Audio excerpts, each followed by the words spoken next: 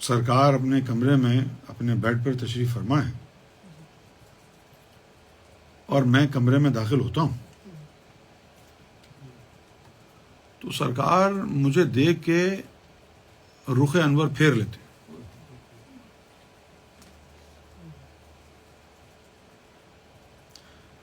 مجھے بڑی وحشت ہوتی ہے. مجھے لگتا ہے کہ میں تو مر گیا.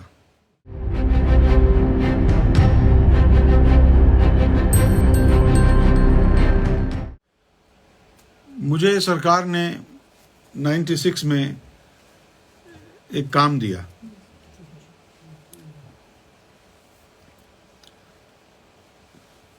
اور کہا کہ یہ کام تم کیے بغیر انگلینڈ واپس نہیں جا سکتے. 96 کی بات ہے. تو وہ جو ہے میں اس کام میں لگ گیا.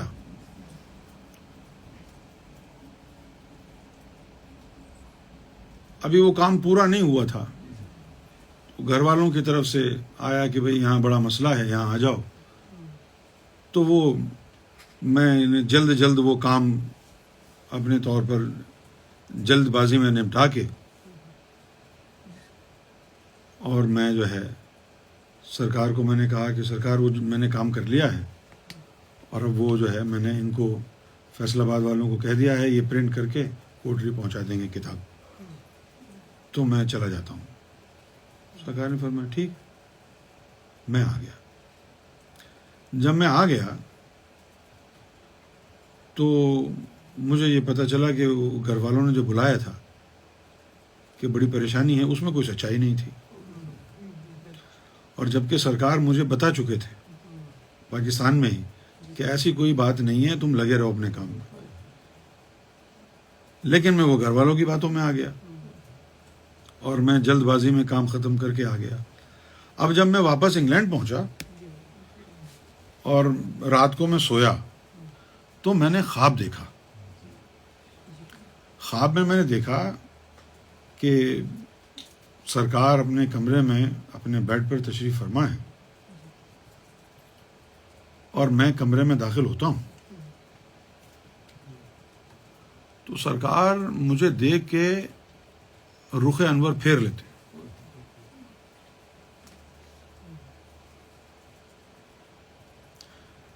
مجھے بڑی وحشت ہوتی ہے.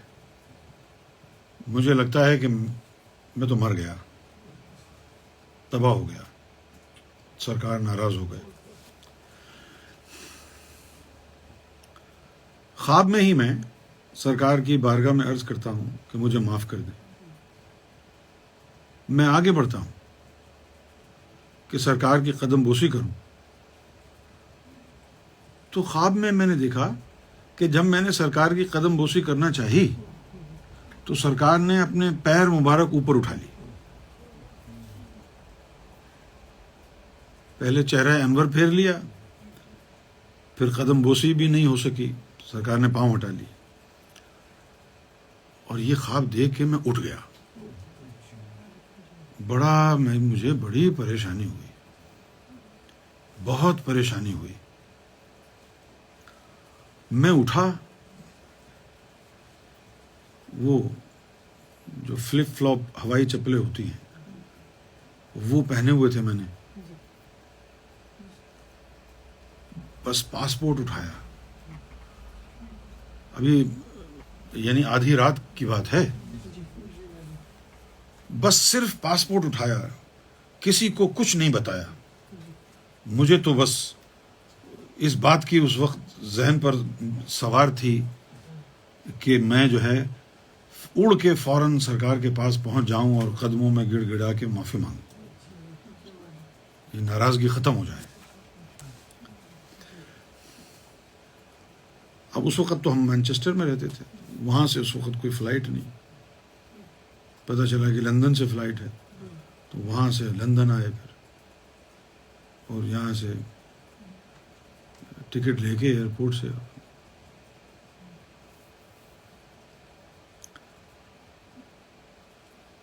جب میں پہنچا، اچھا جب سرکار نے مجھے وہ کام دیا تھا،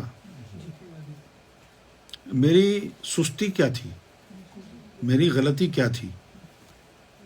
میں اتنا ڈم ڈفر ایڈیٹ تھا کہ جب سرکار نے مجھے یہ کہا کہ یہ کام کیے بغیر جانا نہیں، اس کے بعد ایک جملہ بولا جس جملے کو میں نے سنجیدگی سے شاید لیا ہی نہیں۔ کیا بولا جملہ؟ مجھے کہا کہ استاد اب وقت آ گیا ہے کہ تم بیوی اور مرشد میں سے کسی ایک کو چن لو، کسی ایک کو پکڑ لو۔ تو میں نے سن لیا، اور پھر جب گھر والوں نے مجھے بلایا تو اس وقت میرے ذہن سے نکل گیا یہ جملہ کہ دراصل یہ تو امتحان ہے میرا۔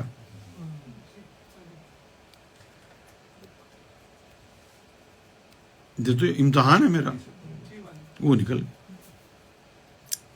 یہ ایک کفر ہو گیا۔ لہذا پھر جب سرکار کے پاس پہنچا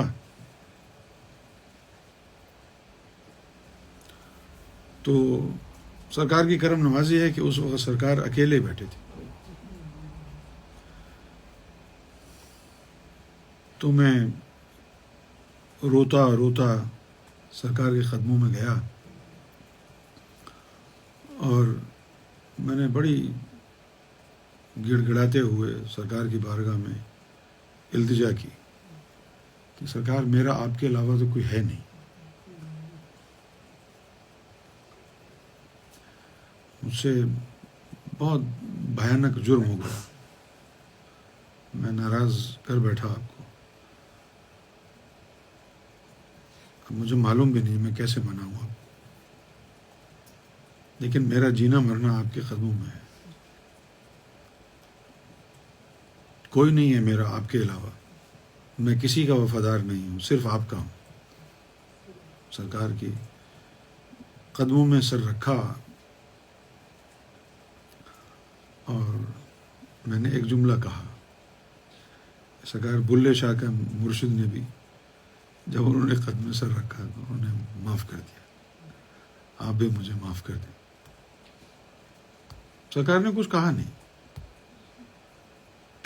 میں نے سر قدموں میں رکھا تو سرکار نے قدم بوسی کرنے دی، اور میں رو رہا تھا، زار و قطار رو رہا تھا۔ تو پھر سرکار نے مجھے رونے دیا اور نہ ہی اپنے قدمین شریفین سے مجھے ہٹایا۔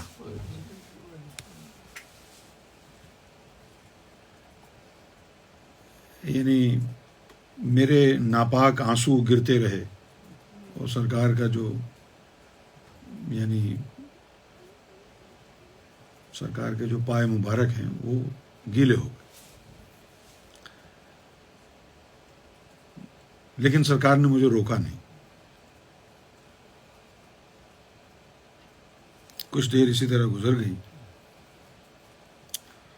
تو پھر سرکار نے فرمایا کہ چلو اب عورتوں کی طرح رونا بند کرو، اور پھر مجھے کہا کہ 1-2 گھنٹے بعد آنا تو پھر کچھ بتاؤں گا میں، اب یہ لکھنا ہے۔ تو ناراضگی جو ہے مرشد کی وہ بلا وجہ نہیں ہوتی ہے۔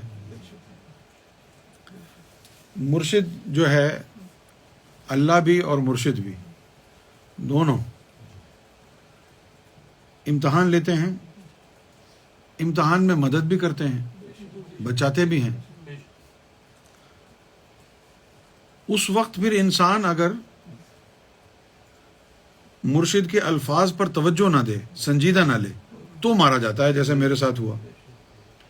مجھے سرکار نے پہلے ہی کہہ دیا تھا کہ اب وقت آ گیا ہے کہ تم بیوی اور مرشد میں سے کسی ایک کو چن لو۔